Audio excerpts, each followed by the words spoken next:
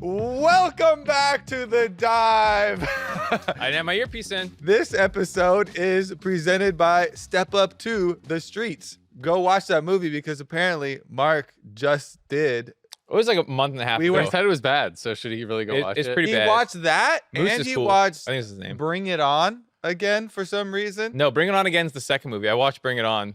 Oh my God. Isn't that called the That second was one? that was unintentional if that's actually I the think title. that's actually the title of the second movie. Anyways, welcome to season 6, episode number 5, baby. First week of LCS, and already everyone is so excited. We've only had 1 week, and yet That's all we need. so many surprises, Azael. The LCS is like a box of chocolates. You never know what you're gonna get with one of these teams. Okay. You're gonna get some supports mid, supports top. Is it just all old movie quotes now? Yes. Yeah, all right. Every single one will be related to a mid-2000s movie. Every team. We're dating ourselves. LCS was awesome this last weekend. It was just fun to see everyone so excited about it. I think everything from the hype videos going in, from the content, like it's been fun to do some more funny skits and everything again. Shout out to Asa, baby. Let's get it. What is it? Uprise, Ignite, and I can't even remember the Break whole. in, the break 3 down. words that they chose. Yeah. Why did they choose those 3 words? I'm not sure, but that video was sick though. The video is sick. The video but was really I was cool. left very perplexed. Aggressive words. How did we choose those words? Aggressive. And what did they mean? I feel like there's a riddle. But that did you we have haven't- an emotional response to them? Yeah, confusion. No. Is that emotion? Hype. Is FBI, it- is- FBI floating out. is- Maybe that's him hype. uprising. When he's floating out of the screen. I love. was someone set on fire? Players Is using that. Using that. Ignited him. People are like. Somebody was responding with that. It was something like, FBI got Player of the Week, and it was just like FBI floating away. Yeah. His one death from the week, and he's floating away.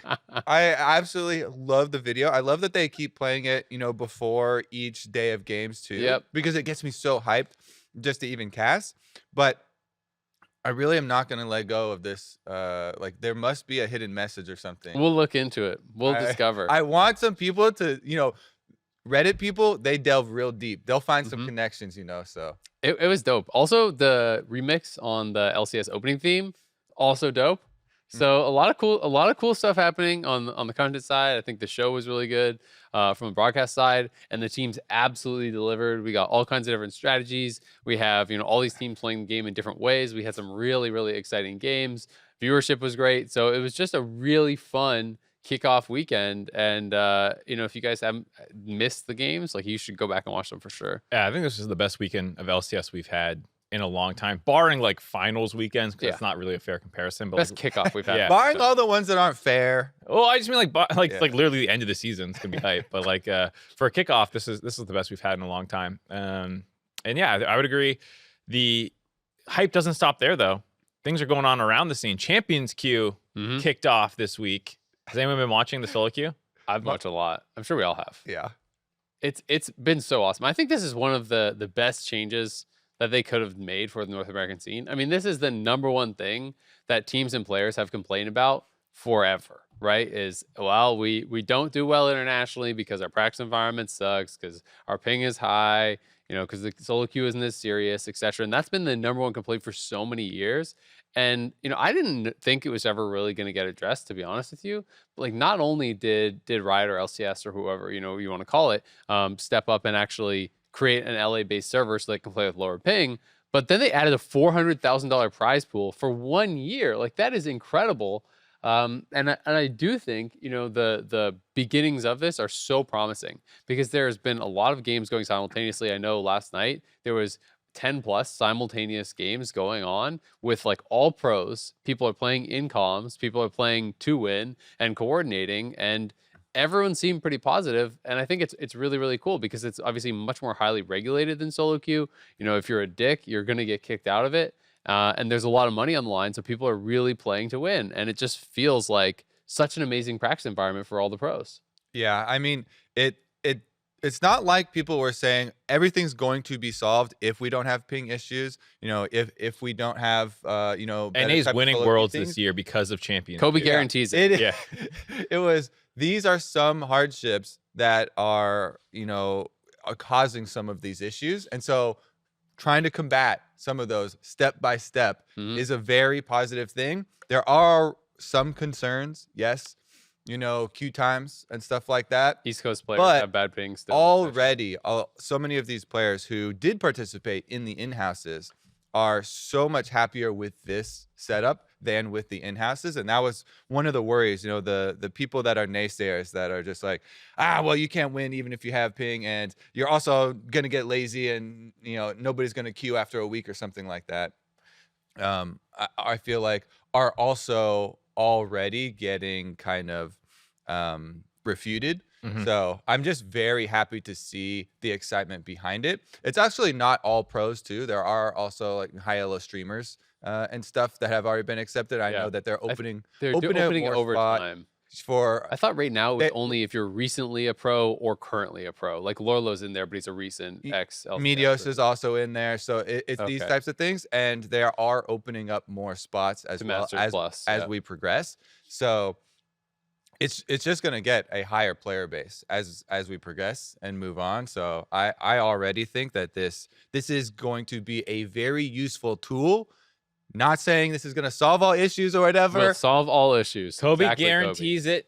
We will win Send some Worlds, and DMs all to- issues are now solved. Thank you, Kobe. Look at for the clearing that timing. up. It's Worlds is in North America, so it's time to win. Oh my God, wait, that's cool to think about. If all the Worlds players come over at the end of the year, they're going to be playing on Champions. They got to earn their way into Champions. You got to earn their way in. You don't think Prove Riot's it, going to just let them Baker. into What have you Champions done too? for me recently? Yeah, exactly. That's going to be dope though. If there's like a super server of all the Worlds players too. Get Faker in comms. Yeah. Get him in there.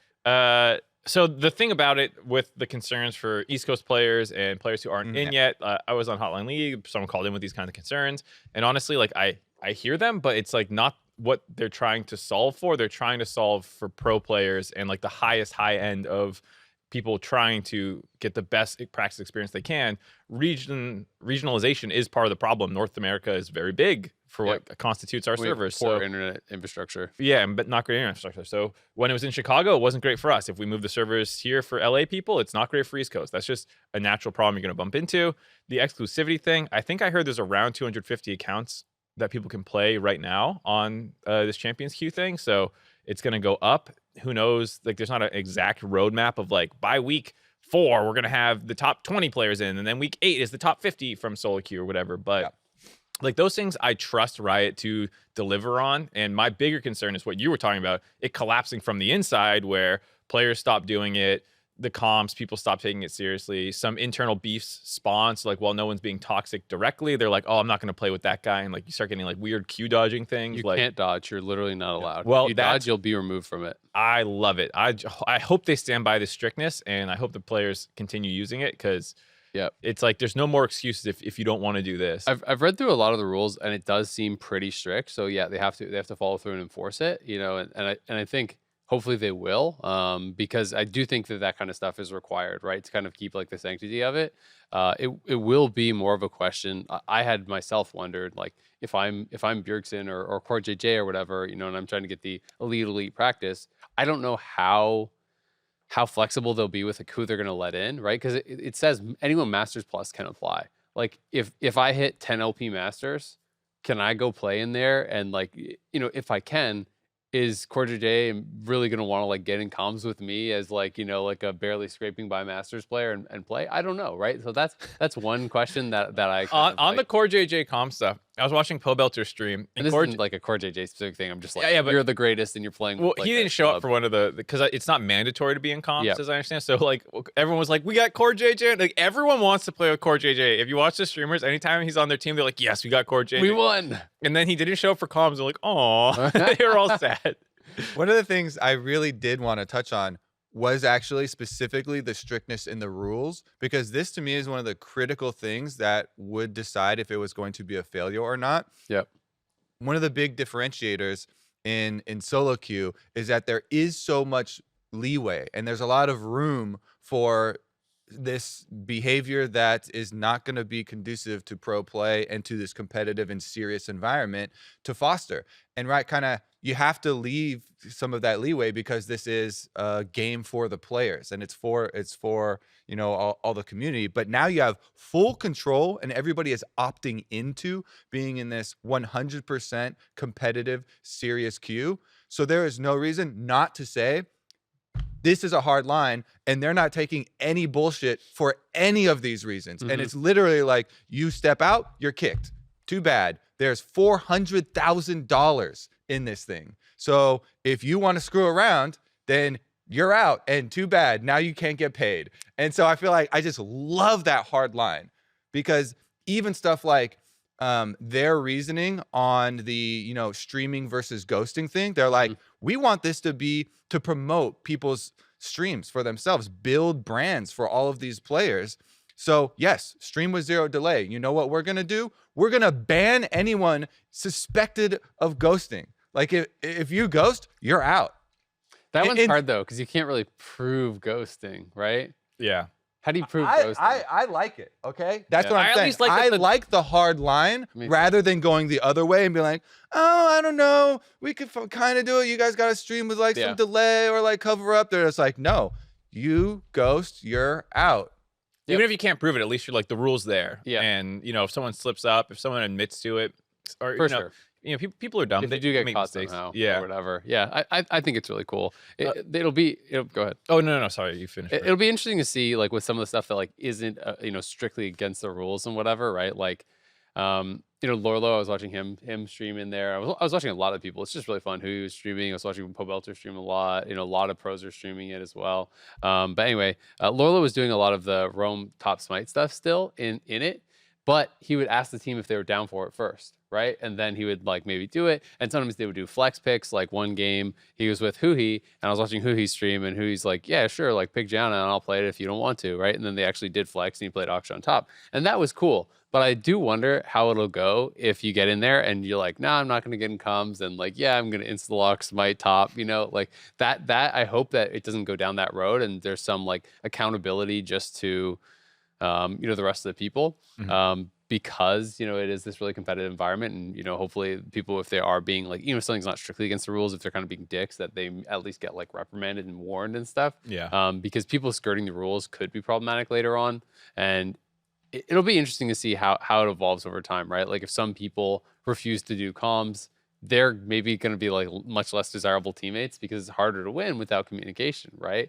And people... It was also really cool seeing some of the, it was like LLA pros are in there as well, seeing some of the cross regional teams and people kind of like talking and hype each other up and stuff. And it's just fun. It's fun seeing this mix of pros and everyone taking it really serious. Part of the reason why I have so much confidence in the strictness of the rules and I'm, you know, not too worried about the, you know, skirting around issues is because they don't have a right to play on this, you know, on this platform. You're afforded an opportunity here for money, and so there's no problem with cutting out or, you know, or hedging your bets to the side of more strictness. So I assume you can't like do a Smurf account to get back in if they kick you out. It's like, no, you're still that guy we kicked out. Whereas like for League, if your main account gets banned, and they don't have to prove 100% beyond, you know, the line of the law that you've done something that's worthy of kicking. They can just kick you and say that's enough.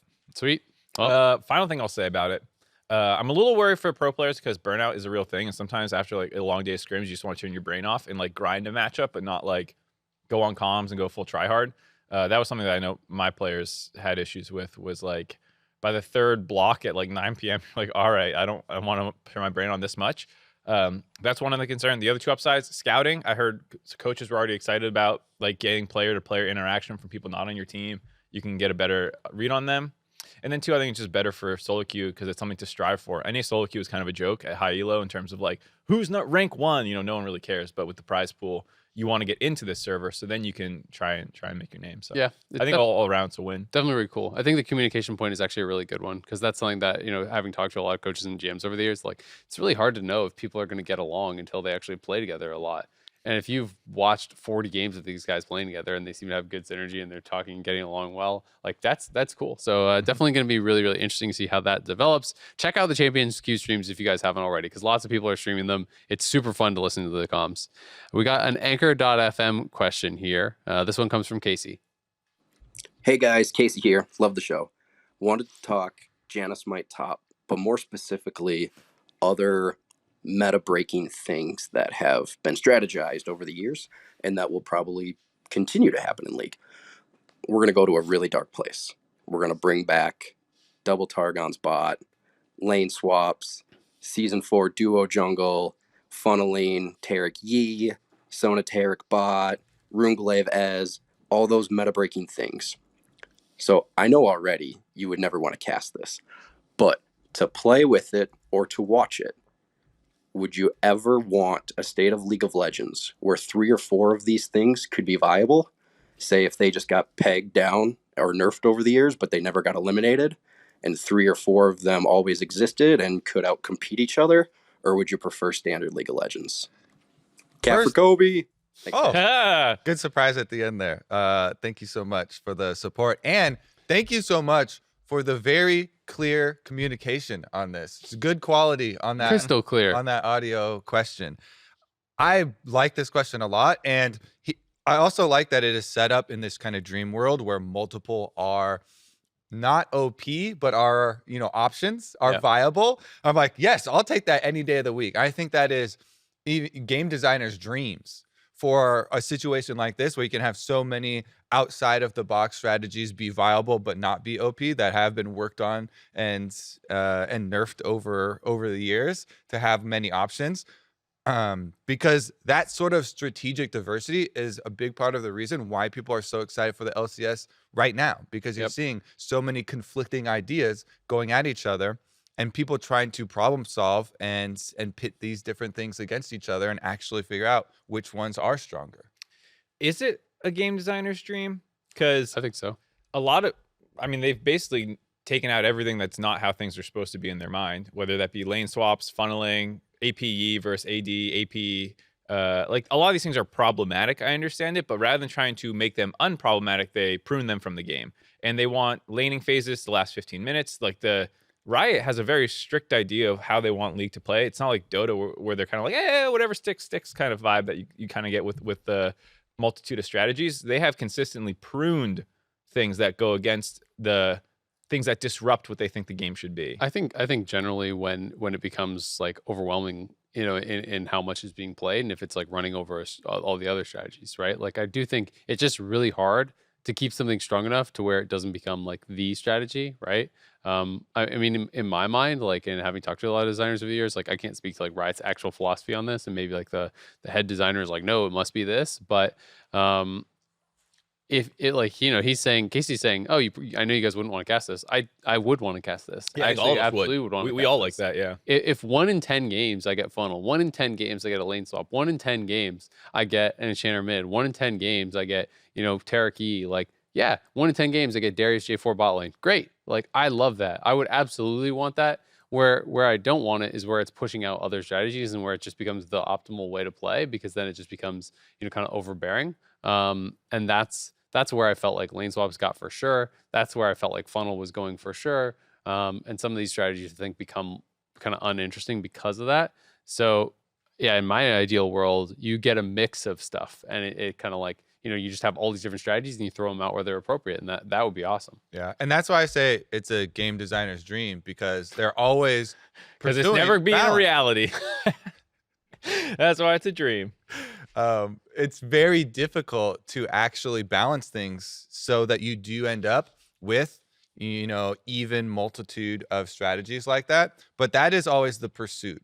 And I've talked to a lot of game designers as well, and it's always kind of their eyes lighting up to be able to have options and strong counterbalances. That's why they're always looking at and not properly sometimes implementing these, but trying to implement counterplay to some of the strong, strategies that emerge. People also have argued over this a lot as far as things that go into it, like do you need to patch as much? Will people actually come up with counterbalances themselves? And are you giving enough time for the counter strategies to actually emerge? And all of these sorts of things are why it is so difficult, and it's constantly something that you're chasing and is a dream. But I do think that the end goal there is a diverse playing field. Yeah, I think also what you define as diversity can mean different things. So for example, you know, like this point about how long you need to let something go, like did funnel really reach its optimal thing? Can anyone really say they theory crafted out funneling to perfection and then people ran their counters? No, it was cut off because it was problematic. And that's terrible for viewers as well. So that is something that they do. I know. Well, that was why lane swaps were guard killed. against. Funnel has never gone away in solo queue, by the way. It's still like the most popular boosting strategy. Yeah. So it's even as dead as it is, because it's not that popular. Almost any time you actually look up win rates, if you sort and you remove like play rate, you look for solo lanes. Taric is almost always one of the highest win rate solo laners, but it's like very, very low play rate. And it's always a pairing with like Yi and stuff. People still use all those boosting strategies. Yeah, I mean, like some strategies never go away, but they remove them from being really a strong option for a lot of people. And the idea of diversity for them is like the things that we designed for them to do are what they do, and all those design options are viable. But if something is ever able to do something it wasn't designed to do, they usually kill that. So like the AP Tryndamere, like the AP Yi, these kinds of things, I would say actions speak louder than words, and so the designers can say they want this stuff. But historically, if something is strategically viable but against the design goals, it will get killed. Whereas other games will just let it go and see what happens. And partially other games just don't balance nearly as much though, right? No, but that's my point, is that like in order to reach true, like very broad strategic diversity, you can't be going in there and pruning things every so often. You're going to get a very cultured garden if that's how you're approaching your game versus like this kind of wild, rampant, like what is possible kind of vibe. Yeah. I guess I see what you're saying totally, but I also think that like having seen the other side of it where it's like in WoW, like there could be some OP thing and it's like it just crushes the meta. Better wait years. till next expansion because they're not going to do anything about it, right? And it's like, and then the meta just becomes, well, you must play this one composition or you must do this one thing or you just lose, right? So there is pros and cons to it. And I agree, like maybe Riot is like too restrictive on it, or maybe Riot is more focused on like their diversity is just champion diversity rather than true diversity of strategies. Because like I would agree to your point if that's your point. Yeah. Because I think they do try to like make sure, hey, like everything's being played. You can play any support in the support role. We want that, but do we want it to be a double melee kill lane, bot lane thing? Like, yeah, if that became the meta, I don't think they'd be chill with it. Yeah, I'm not sure. It's interesting. I really I really enjoy this topic because it's also always fun looking at what type and when you most enjoyed games. I feel like the beginning of games, when things are also still undiscovered and people are in that exploratory mode, is the most fun. So trying to spark that and recreate those little pockets in a game that is over 10 years old is something that is very difficult and worth pursuing. And we're in one of those right now with the Janna top and potentially what LS is doing with Cloud9, which brought up a discussion on the main broadcast where Jap brought up how much he hates this sometimes as a coach, because you have to decide whether you want to invest time in learning these strategies that, as we talked about, Riot tends to take away. Do you really want to learn this and, potentially lose one of your key strategies later on? Like, this is a thing you have to think about in the pro scene in particular. And he definitely took the side of like, he doesn't like this and sound like he wouldn't want to waste time on it. Yeah. But my perspective has always been like, I think you should try and be an early adopter. Usually, there's historically a lot of broken strats that don't get taken out that quickly, and you can milk them in the regular season, or they might still be there in the postseason. Whether we're talking about really crazy stuff like heal being broken and feral flare and Sona TK, or those double support lanes, or some of the less broken stuff like Ardent Sensor meta and Juggernauts making it. Like, I am of the opinion that you learning by being an early adopter and how to implement strategies before people are ready. I 100% agree. I'm totally on your side. It also might be differences in personality, but I always immediately want to jump on the new shiny busted thing. Yeah, because it also has a buffer against getting nerfed somewhat. When things are newly introduced, people are still figuring them out. So, there's at least going to be some period of time where they want to collect more data, and they're going to let it float a little bit. Like Zeri maybe right now, which I've talked about a lot. Those types of things, I feel like if you jump on that, like Jan had that immediate Zeri clip, he's been spamming that champion. So I feel like you can turn it into this really big and powerful tool for yourself. And that also kind of circles back to our previous discussion about constantly, trying to find these new and exciting cycles for the game to go through. Also, I think if you get in the habit of that and perfecting strategies that are new and they come up with changes like this, and you understand and ask yourself why it works rather than just copying something that works, that is just beneficial for your entire career, and how you're going to view the game as a whole is going to expand, your brain and your view of the game as a whole, so that you can more properly and quickly identify opportunities like that in the future. Yeah, no, I agree completely. And I think learning to learn is like what my takeaway is from it, right? It's like, well, why would I waste my time learning Janna top Smite when it's going to be gone? Well, because there's going to be some other crazy bullshit at Worlds that you have to learn, right? And that happens, Juggernaut meta was happens, a real big one that was literally at Worlds. Happens every time, right? That even if it's not as extreme, one of the things we always hear is, well, we're not good at adapting. It's like, well, why aren't you good at adapting? Because you don't practice it as much, right? People stick with standard stuff that they know works regionally and doesn't necessarily work internationally. So I definitely think it is important skill to have. I would say for North America in particular, we have not led the meta many times. Yep. I would say we are more stagnant than we are on the cutting edge and on the wrong. Like, oops, we just misread the meta because we tried something weird. There was like CLG at MSI with Enchanter supports. There was, most of our like good international runs had something like that, right? Like Cloud9 when they went to semis, were actually one of the first people to jump on like Caitlyn, Jace, hard pushing towers in the Arden sensor meta when everyone was going full scaling and playing for late. So like usually when our teams do it, it's partly why they're having a successful run. And that, I think you can apply it to FlyQuest potentially. That's why I want to hype Kumo up, because for so long our top laners didn't play Aatrox when it came out. Oops, we got slammed at that Rift Rivals. And like, oh, we didn't play Victor top. And like, oops, we got slammed at Worlds by Victor top. And then it's like, oops, we're not playing Wukong. And I was spamming Wukong. Like, it's literally broken, and no one is picking the most broken top laner in the game. So like, I love it, especially seeing it in top lane where we have historically been a little slow. So good job, Kumo. I love you. Well, I was going to actually transition us into the LCS team, so go ahead. Well, the support Smite has been nerfed, so that is being nerfed. So I was going to touch on that. Like that got announced, along those lines. So it is getting reduced. The changes are going to be the support like minion farming penalty, where you start getting basically no gold for minions, is in the early game, pre 5 minutes, going from 4 minions per minute to 2. So you can only get 1 every wave essentially, and then they're also adjusting bounties. So CS bounties are adjusted now based on the amount of income items on each team. So like essentially if I'm roaming Janna and they have Graves on their team, he's not just going to get a fatty CS bounty that you can get for a shutdown. And also objective bounty gold leads are halved when you have 2 or more support items. So these are things that I think will move the needle a little bit. I actually don't think this kills the strategy if you want to play it. When we first talked about this, before it even came out in Pro like a couple of weeks ago or whatever, I was saying you could literally just remove bounties if you have multiple support items, and I still don't think that would necessarily kill it. I do think these are good changes, and they will move the needle, especially in solo queue. But I mean, in Pro, the farming thing is pretty irrelevant. Like people don't really even care about the CS when they lane for the first couple minutes. They're laning for XP.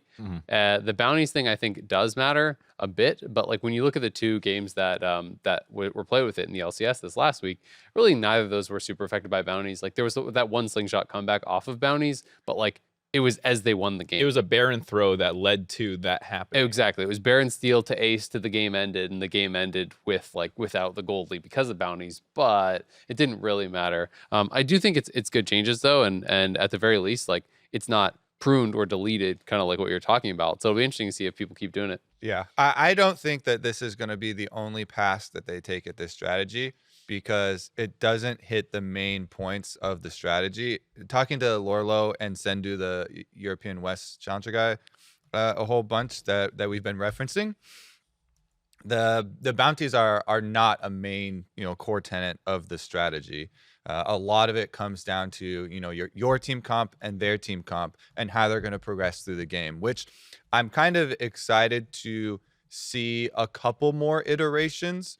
But I do think that enchanters being extremely efficient and the gold efficiency of carrying support item and stuff like that is going to be the main area to look at. I don't know how hard they're going to have to clamp down to restrict support items to maybe just supports or something like that. It gets so because hard with those though, because then people can just grief we don't have actual role swapping and champ select, because like that, I agree that would be a good change, but it's so hard. Yeah, it is hard, but without that, these changes don't block the strategy. There's nothing. They definitely don't. There's nothing in here that blocks the strategy. So this is first pass. It looks like.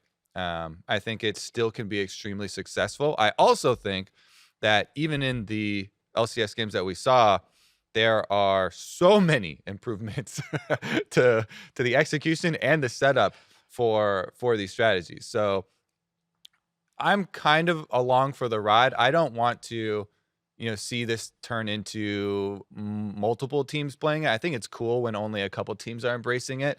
And when we first brought up the topic, I was like, I really want some of our bottom teams that have no hope of winning a game any other way to try this and be the ones that are the guinea pigs, experimenting with it. If it turns into, literally our top team uses that as a strategy, then that gets it to the point where it's too powerful. Because I also really liked Fudge's interview where he was like, oh yeah, and we're throwing, some of these enchanter pick mids versus, like Evil Geniuses. We think they're just a better standard team than us. So we don't want to play, regular versus them. We want to make them uncomfortable and throw some curveballs. I think that's where strategies like this should live. They should not live in, okay, best team in the world, picks it because they know you can't beat them with something else. And a lot of people were saying, well, it's only Janna, so just nerf Janna, it goes away. It's actually like even higher win rate now is actually Twitch doing this. I've heard a lot about Twitch. Yeah, Twitch is like a 56% win rate, like across like all elos as top lane. I think even higher when you look at just the support item games. The support item only starts is nearly 60% win rate for Twitch top. So you just go Spell Thieves and he's just roaming from level 1 as AP Twitch. You just start Q and like you can do like the old like jungle Twitch stuff where you just like walk to a lane and win the lane instantly by harassing. There's also Zillion top is also like 3 of the top 4 win rates in top lane right now are actually champions that do this. It's Zillion, Twitch, and Janna.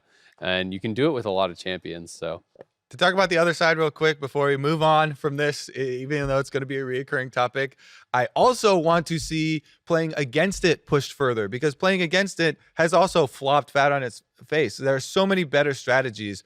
If you farming Graves, no Hullbreaker, no Demolish. Graves has actually been utilized much more effectively in some scrims. I know for sure in talking to some of the teams, because I talked to some of the coaches, they feel about it. And a lot of the coaches are actually not super worried about it, and they're like, we've been able to defeat it 5 out of 6 times when we faced it.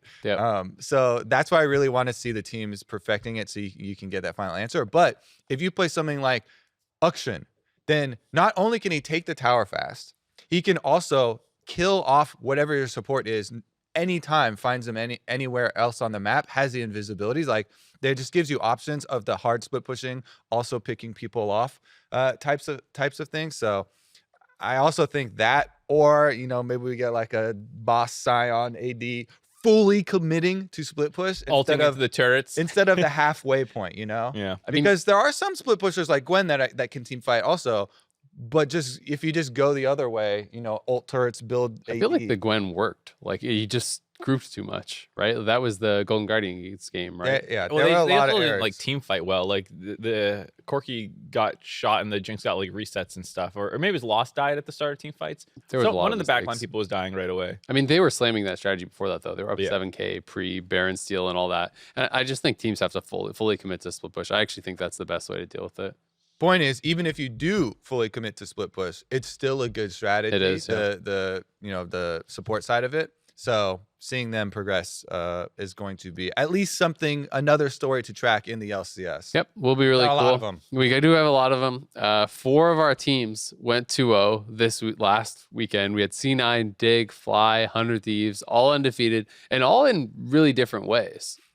Yeah, C9 obviously Enchantress mid. We touched on FlyQuest with their Smite tops. Yep. Janna and Karma. Dignitas, pretty standard, I guess you would say, and same with 100 Thieves. What are you laughing at me Your saying? voice betrays you. Pretty standard. You can call them. I think they're standard games. It's just like it's just how Dignitas They're just play. good. Yeah, they're good, but it's like River gets J4 and like camps the lane super hard, and TSM was like, "Well, do Poppy counter pick or something," even though we picked it before he picked J4. And You must ban J4 against River. I by think the way. I think it's They've 100% of their wins are with him on J4. He's really good at the champion. This is what I want to actually point out, though, as far as they are more unique than, I don't know. It's more than standard. Feels kind of a bland label to put on it. So that's why I did, positively identify with your voice change there, because it is and you could classify this as something like their extreme carnivore jungler style. He's skipping camps River's a not lot. standard. He's not standard. How dare you? He's a unique snowflake, Mark. My bad. Whoops. But he skips a lot more camps than the majority of other junglers. So I would say maybe the other, close correlation as far as carnivore style would be like Pride Stalker. But it's very different for him because River is skipping camps and ganking to set up his laners. And Pride Stalker is playing assassin junglers and trying to get kills so that he can do the carrying. So I really do feel like every single one of our teams has this kind of unique strategy that they're embracing and they're trying to play to its fullest. And that's why the LCS feels so cool, because everyone's vying to see who's right. On that point too, like the camping lanes, it doesn't work if your lanes suck. Even if you like feed them a couple kills, like you're still probably going to be behind in CS, and then you're gonna looking like a true jungler. I'm proud of you, Mark. Yeah, well, I'm speaking for the lanes here for Dignitas, saying like, yeah, River could be like spoon feeding them kills, but if they're not going to do anything with it, then the team would not be 2-0. So I think Biofrost and Neo deserve a lot of credit for being a legitimately good bot lane. Like Biofrost has been one of the best supports in the league so far. Blue has been a lot better than expected, and Fake God is kind of like he's the weak Blue side was guy. deathless across the weekend and was actually playing really aggressively on LeBlanc. Yeah, he was really good, and then Fake God got like his quintessential Gragas pick. Like there was one of these drafts where it was just like, oh, this is like the bot lane, they're so good. Have you seen the synergy? The mid lane, Fake so God. aggressive, dominating lane. Fake God, he's also there. He's on Grog. Fake God knows what his job is, dude. I'll give him that. He's there to be a team player. He's not getting the resources. But hey, wait, did he have the Gwen game? He had a good game, I think. He had a Gwen game, right?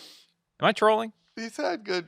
Against Huni. Yeah, no, I'm not trolling. He played Gwen into the Huni Graves counter pick, and Huni actually lost the lane. Yeah, I'm not saying anything about You don't besmirch my boy Fake God. I was just laughing at the way you're describing it. You're like hyping these other people up. Fake God, he played Gragas. Not even like just mean he was smurfing on the Gragas. He was there in the top lane. He built ruby crystals. Did you see that? He beat Huni getting counterpicked with the Graves. Did you see his belly?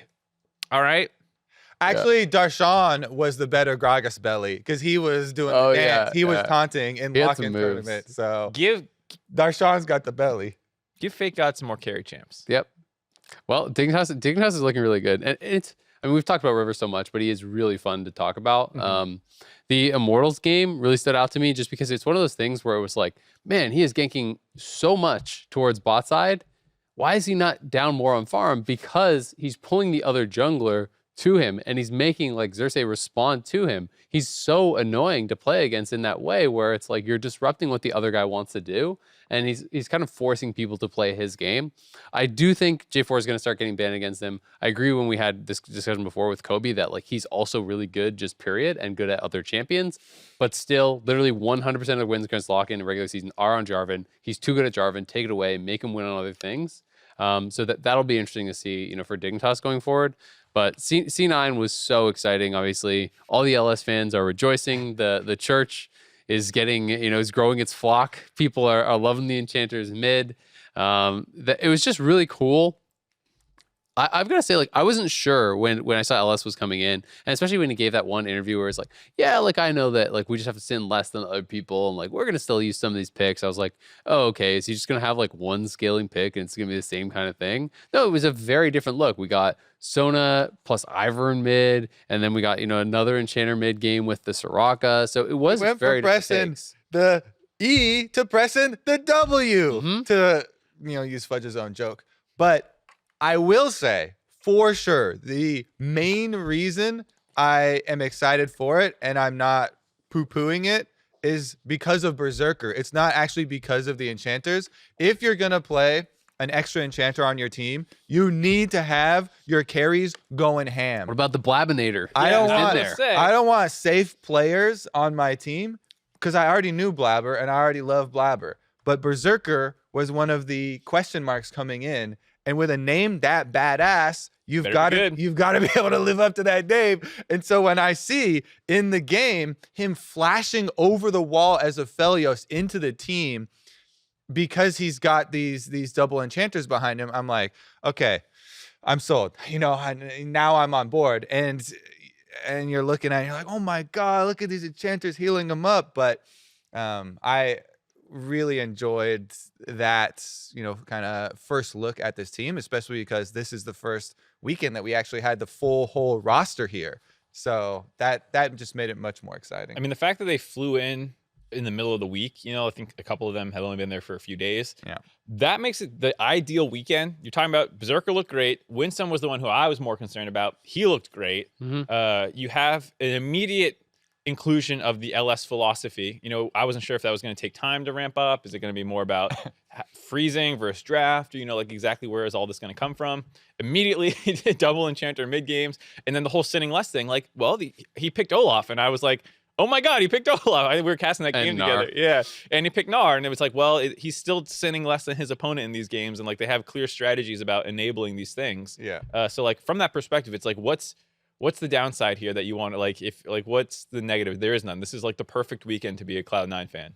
And he has specifically said in the past that he does like Olaf with, you know, supports on the team to buff him up. Yumis and Lulus. Yeah. Yeah. I mean, it's just really exciting, right? Like, am I convinced that this is the best way to ever play the game? No, still not. And I think people have gone like super like 0 to 100 on the overreactions of like Cloud9 has proven They that, like will win the definitively world. this is the only way you can play League of Legends. And well, they lost both their early games pretty hard. And both times the enemy team took like a silly fight around Dragon and lost that and lost their lead. And then the game looked pretty bad from there. I do think it is clearly a strong way to play the game.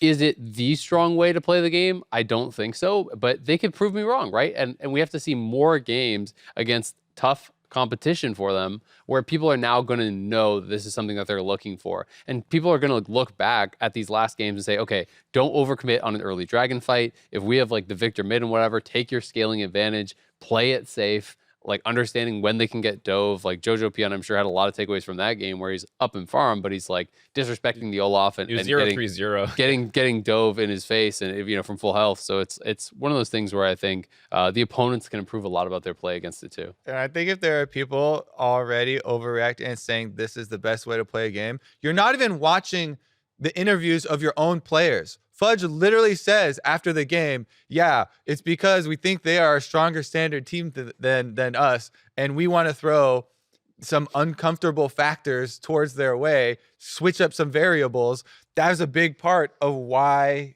you know, they incorporated it. So I expect versatility from this team.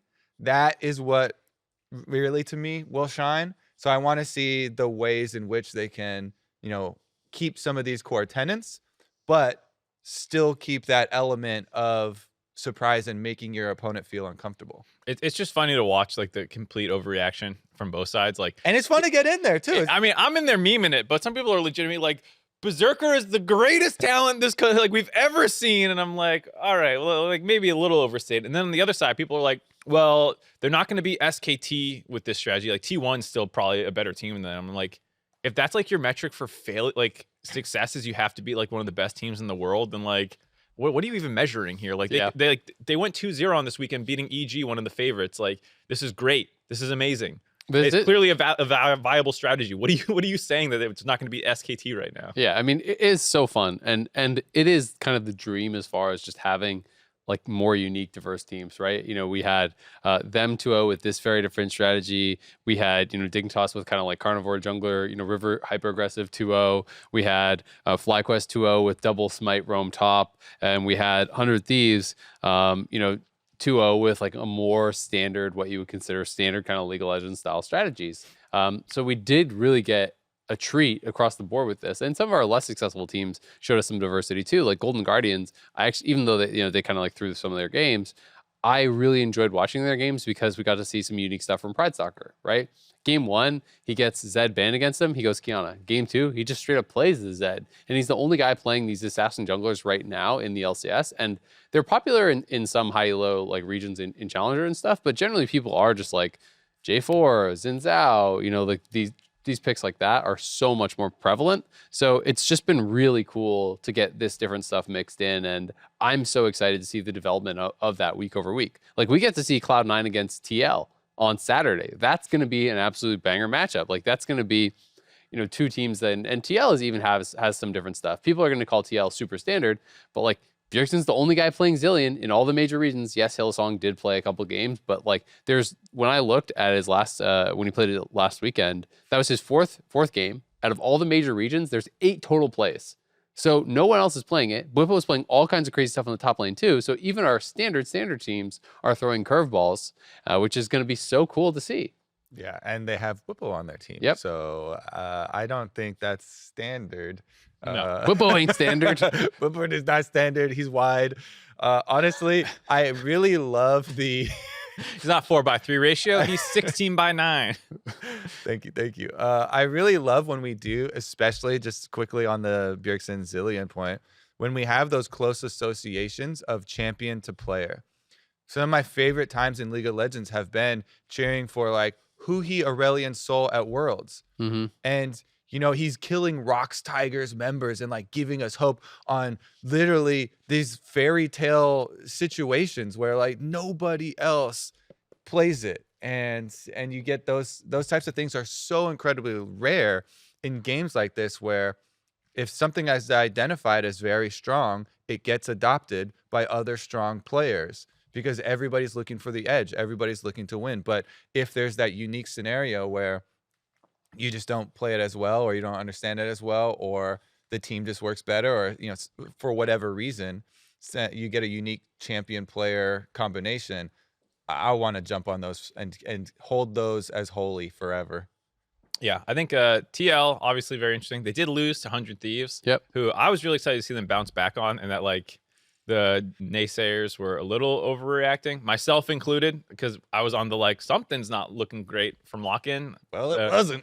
It wasn't, and they fixed it pretty quickly, which isn't too much of a surprise given the synergy the team already has and the quality of the players. But it was good to see them quickly get back to winning and looking really good while doing it. FBI got Player of the Week, died one time, and that was the big issue that felt like in lock-in was they got negated their bot lane. And it's like, nope, they're still absolute studs. Abadaga bounced back, I'd say. He had a pretty good weekend after being disappointed. So 100 Thieves fans still in the running. I know there's some sexier topics in the league with all the strategic diversity and stuff, but no, they're good. I mean, they showed the power of scaling. I felt like when taking down TL, where it was this game where it's like Renekton is monstrously ahead of the Ornn, but Ornn hits this point in the game where all of a sudden somebody takes 0 damage anymore with so much armor, and you're like, well, he can't get any side lane advantage anymore, and he's like on Hullbreaker Death Dance, which is kind of scary to like team fight with. So they just played a smart standard game where they had, Azir and Aphelios just scaling to infinity, closers running around the map, getting a lot done. Somebody's playing weak side really well. And it was just, I think, a really strong showing from them in a very, very standard performance. And it wasn't just TL that dropped the game. Both our finalists actually lost this weekend. So it was really interesting and kind of speaks to how competitive the league is going to be, right? These two teams looked really good in lock-in. C9 comes in with their starting roster, beats EG, and also the winners of lock-in, well, they dropped the game too.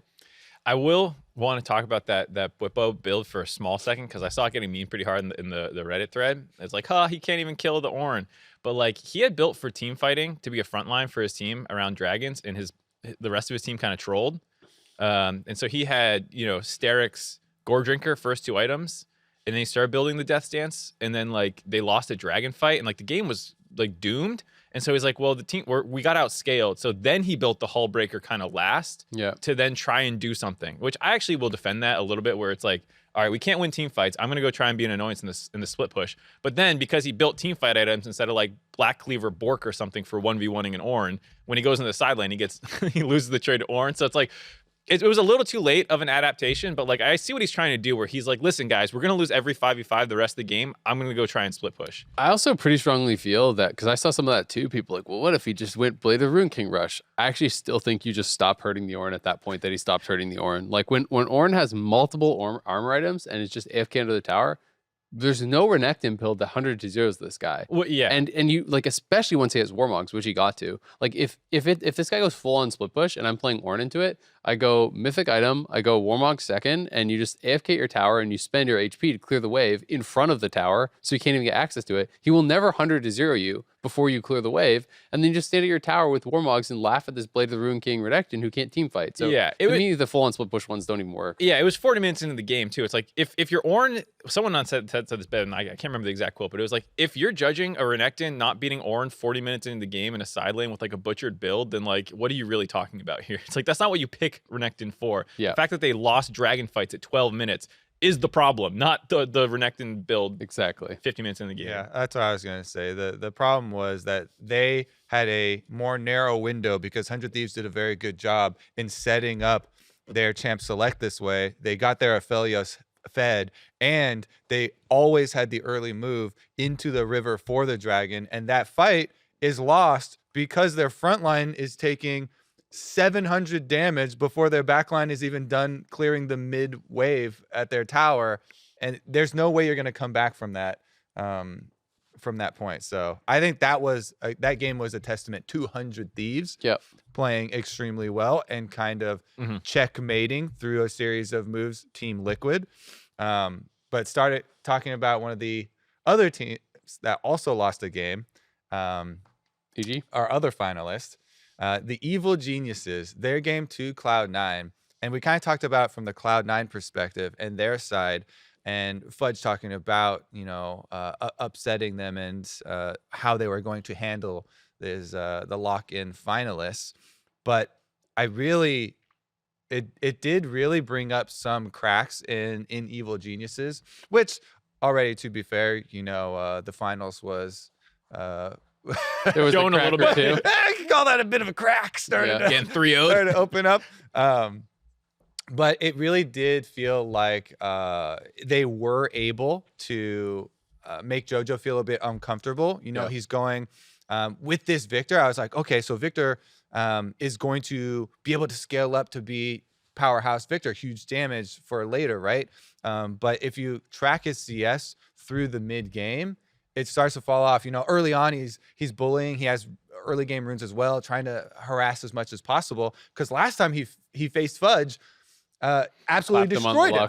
Absolutely just pushed him out of the game. And Lux had no interactions at all and just completely blasted him. So I feel like he was kind of in that same mindset. And he was like, this autofill mid laner again. I'm going to smash him. Soraka, sure, don't care. Boom, boom. And I'm like, you have to be able to adjust to each circumstance a little bit differently as it's a different game. And I think Blabber did a really good job of punishing that. Like if someone goes early game runes and is going to, like, if to do what he did to Fudge in the previous game, you have to play risky. You can't actually be playing far enough back that you're never exposed to a jungle gank to really blast someone, I think. And I think, they did a really good job actually, capitalizing on that and knowing their limits better than JoJo knew their limits. Because there's that one dive especially, I think he'd already died once or twice, but where he's full HP and he's standing at his tower and, Blabber's in front of him and he kind of like, I think, stepped forward to like poke Blabber or whatever. And Blabber's like, oh, you're dead now. And just like straight up dove him with Soraka healing him through the tower damage. And it's just one of those things where it's like he didn't understand that could happen to him, and C9 knew their limitations better and really punished him for it. I want to point out that in the first game, Blabber also ganked him and killed him with the Lux to try and save that lane. So Blabber also in the first game got the gank off to try and relieve that pressure, and it was unrelieved. It didn't do enough. Yeah, I think that EG game as well, I think Impact's the big talking point because he got really far ahead. There was like an early invade that set Summit behind, and then Impact kind of ran away with that 1v1 matchup. Yep. And then he built armor. And He had the solo kill and stuff, right? He had a couple. Some of them were, I think he had one solo kill, but then a Yep. couple more kills in side lanes with Inspired helping out and stuff. But then like he built the Randuins, which like you're against all physical damage, but some of them build true damage, you know, because Camille and Olaf have true damage. But then also you need to kill the enemy backline. So should you have done this? But then you also watch the team fights, and like one of them, they just like try and run through the front line to do it versus like the last team fight where they actually flanked properly. There was a lot of nuance there, and I felt like people were just like, he built Randuins, what an idiot. And I'm like, there was a lot going on in that game, man. I actually felt like it was a pretty smart build, to be honest with you. I think it does more for your 1v1 than just going straight IE. And in the 5v5, my concern was always you can't 5v5 into Thresh as Tryndamere almost ever. It's so hard. And like we kind of saw that, like all the fights that he did show up for, you don't even have to get hooked. You just have to get flayed, and then your glacial augment slowed into a box slow, and it's like, well, now your ultimate's popped, and you can't really do that much. It's very, very hard to get onto people. So to me, it was more about like stacking.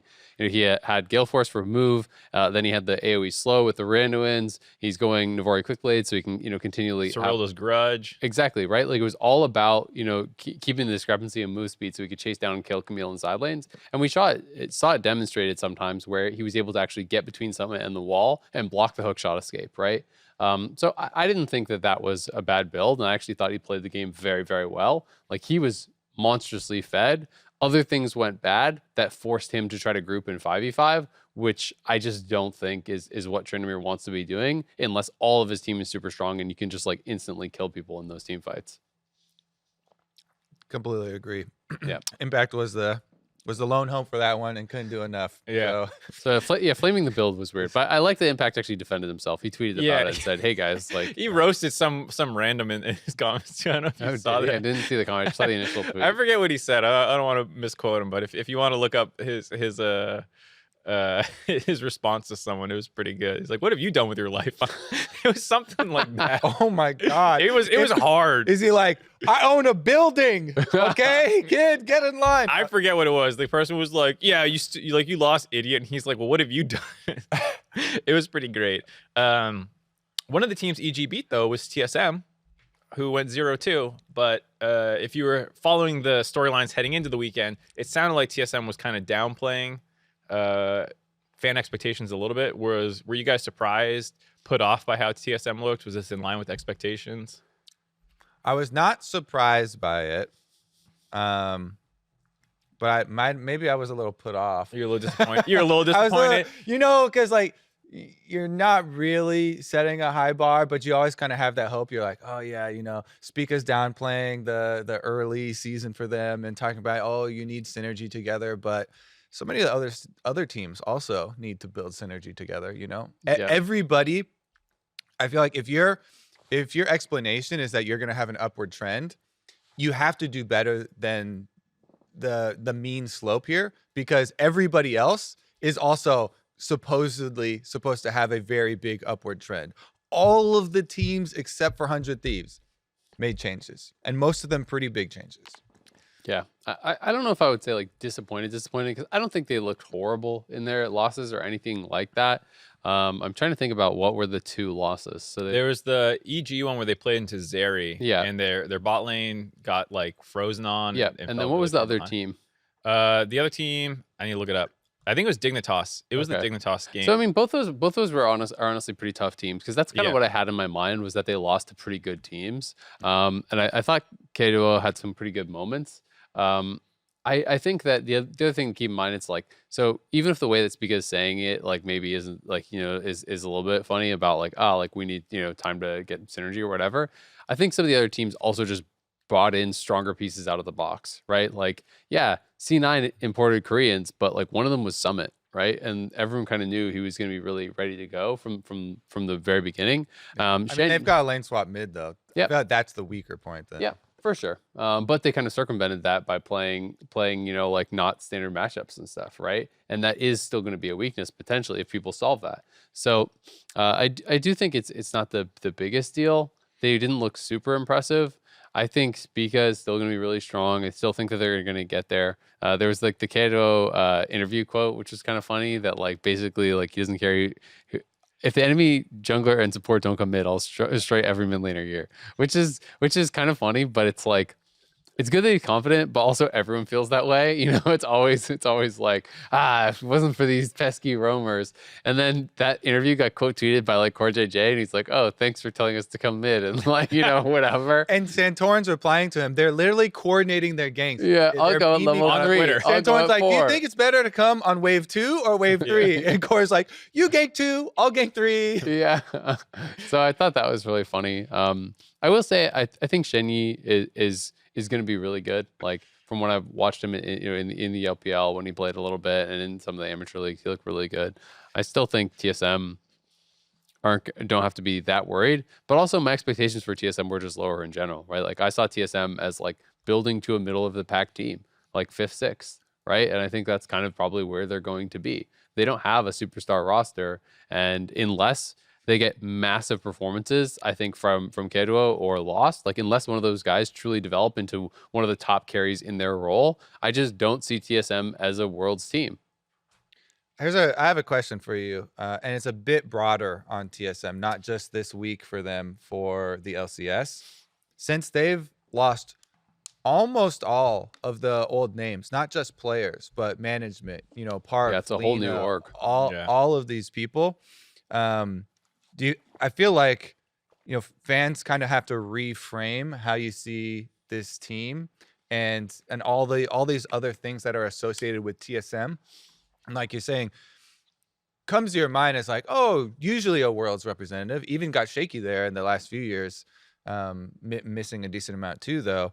I feel like it does need kind of a reframing as far as expectations for this team, because there's so much new in the team and the organization. I mean, for a while, their identity was like the evil empire kind of. You know, they had like the black jerseys, and they were like Made the every bad guys at the finals. top. They made Their every brand finals. was winning Yeah. for so long in North America. What was it, 10 straight finals at least? For so long. Yeah. Even before the LCS, part of the reason their brand was winning is because they smashed all Life. of the tournaments before LCS even existed. Yeah, they were North American League for years. And so if you followed them for that reason, well, now you have to actually get invested in the org for other, like the personalities and these kinds of things. I think TSM historically has done good with content. Dominic is the GM now. I believe he's the GM. I can't remember what his exact title is. But he's been pushing them to be, you know, part of the community, understanding, I think, that like we can't just be the top dog who everyone's going to want to watch because we have the best player in every position and we win every finals, or at least we make them, you know? So like, I think they understand that as well. And I think fans, don't be fair weather fans, like actually support the org. If you liked TSM in the past, like just keep following them, keep interacting with them, because like you said, you're probably a 5th place team this split. Yep. And that's okay. You can still enjoy being a TSM fan and not just be dunking on everyone else. And I would say that the upside for TSM is like can be much better than that. I think that like that's like kind of like where I have them forecasted, and that's why like, hey, you lost to 2 teams that I think are as good or better than you. It's not that shocking. I think you start getting worried if they start losing to like, you know, the teams that are more at the bottom of the table or expected to be at the bottom of the table. That's where it starts to get a bit more concerning. But like also Kato like developing into a top level mid laner is not beyond the realm of possibility, right? Like this is a really young player. Lost, I know people are pretty negative on Lost. I think largely because it was like he came in, you know, or sorry, tactical rather, like tactical, you know, coming in and replacing like big names of the past, like Doublelift. And I was saying Lost because it's kind of like almost similar to what happened to Lost when he came in and people were like, well, but we want a Doublelift though, you know? And so I think, you know, he is still a really young player. He can still develop a lot. And if him or Kato can develop into like a top level carry threat, then all of a sudden this team does have like top 3 prospects. But I think it's going to take some time, and I think it does take some like reframing of expectations. I'm a little worried for Spica being their best player and having to do translate duty. That's hard, yeah. That just to me seems like such a workload to have to go through all that and be thinking through as the jungler, you know, all this stuff coordinating, especially in the early game. So that's kind of one of my main worries. Are you concerned his performance, right individual now. performance might get Yeah, worse? because he's their best player, and now he's got this workload of also translating and coordinating for the rest of the team. So maybe you rise to the occasion, and maybe that actually just makes him a better player, and he can control and think about the entire map for everybody and do all this communication. And and TSM are like 5-head creating this like godlike player that's clearly they've rebuilt around and are gonna have as the franchise player. So that might be the future. Well, Hooney said he has to be the Reignover of the team. And Reignover was pretty good. So maybe he can do it translating, facilitating, being the kind of glue guy a little bit between all the lanes in the early game.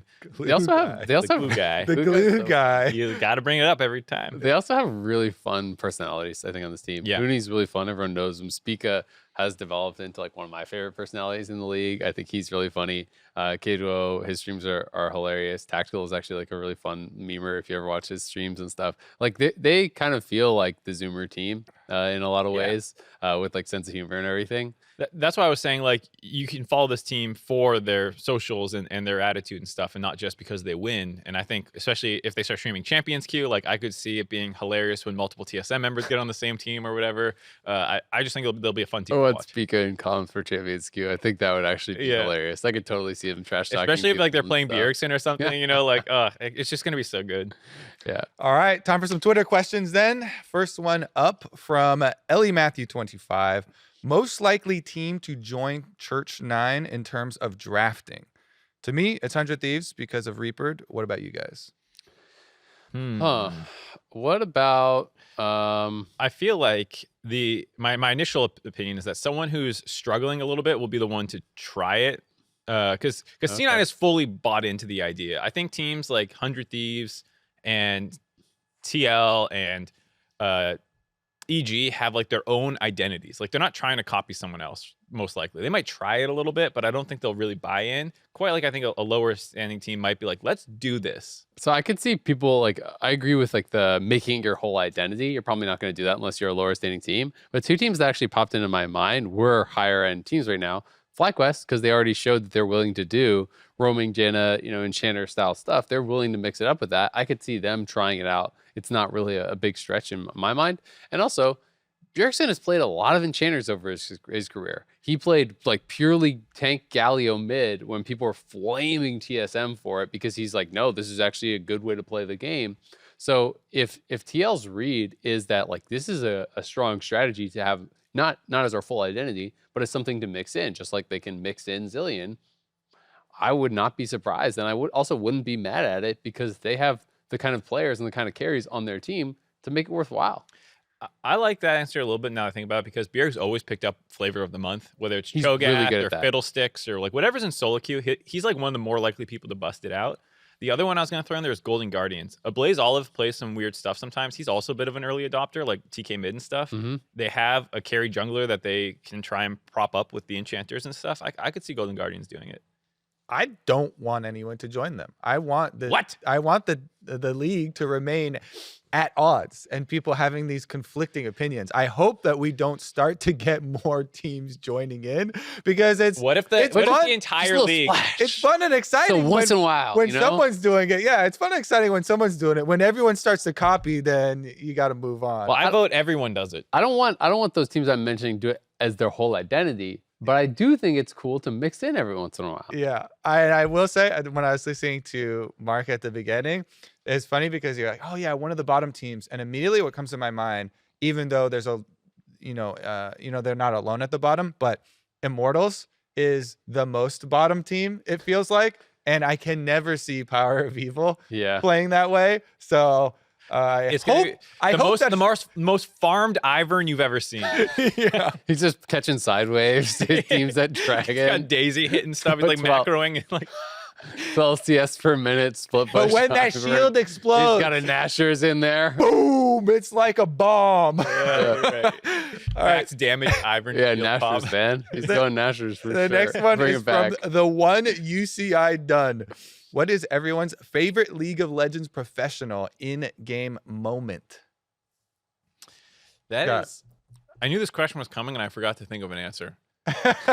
Okay, well, I have mine because it is burned into my memory. And I was just pumping so much adrenaline it is still, because it is so rare to see 3 inhib comebacks. Yeah. That is, I actually want to go get internal data, because for professional teams, I know Freak went and looked at even just having 1 inhibitor down pre 20 minutes or something. and the comeback rate was single digits for sure, even under like 3%. So if you have all 3 inhibitors down, it's the most rare. And CLG doing that at MSI, an international competition, versus the team that was in first place. Mm-hmm. That to me, the CLG comeback was it's got to be most sub 1% of the games that you can come back from 3 inhibs. That to me is my favorite. I think that probably will always be my favorite, CLG RNG, because also that was the tournament where North America was defining the meta. Afromood playing these supports, Enchanter supports, and like the teams had to adapt to us. Azael, Teams literally had to adapt to us, and that just felt cool.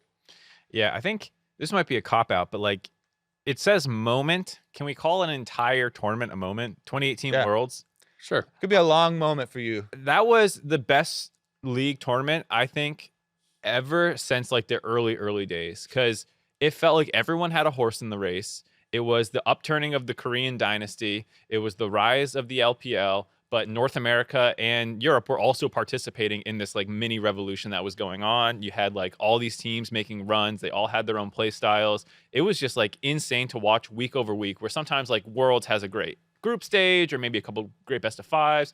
I mean, again, there were some dominant best of 5s in that one, but it just still felt crazy. I'm like, oh my God, Fnatic versus IG, they beat them in the group stage. Could they do it? Could they really do it? Like leading into World Finals, like there's actually this like insane moment of like, they could do it. Yeah, I definitely agree that was a great year. I mean, we had Yamato's speech as well.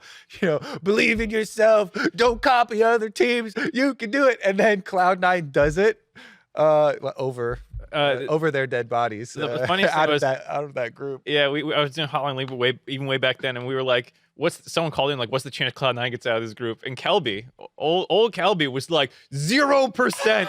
I give them, I think he may have said like 0.001%. It's not happening, because everyone was like, it's an insane group. I cried when that happened. Yeah. I actually was crying. Like that was such a big moment.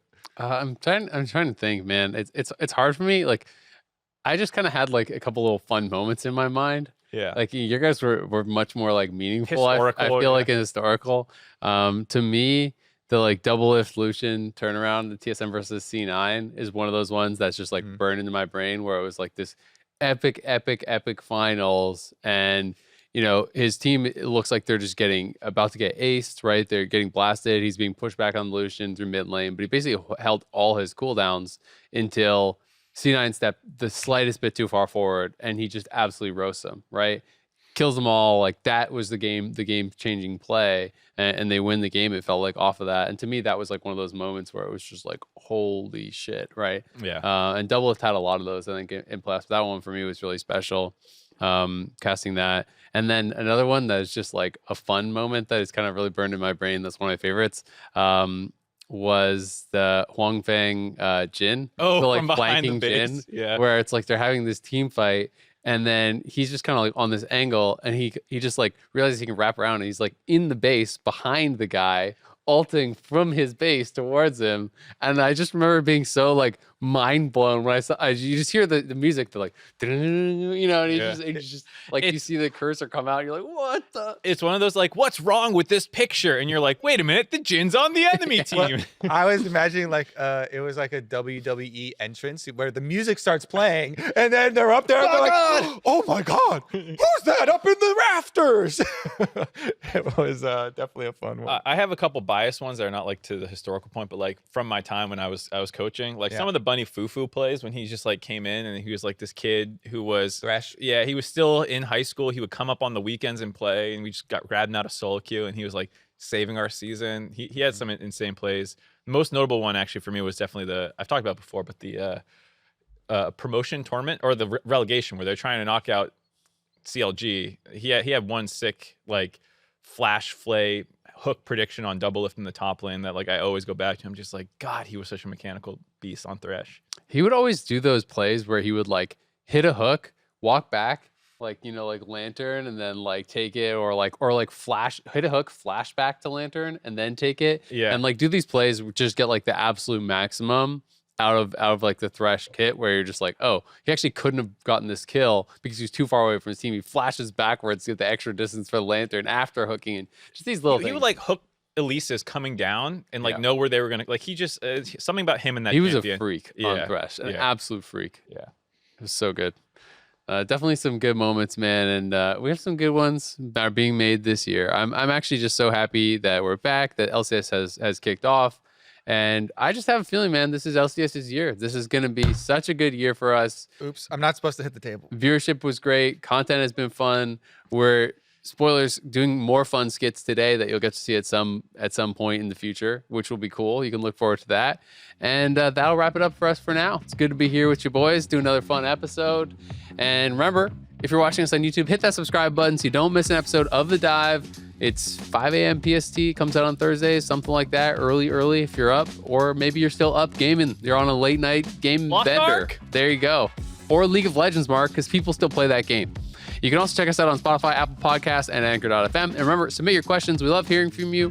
Twitter, YouTube, Anchor.fm. LCS continues with Dignitas QNTMPAY looking to take down EG, 1:30 p.m. PST on Saturday. We'll see you there.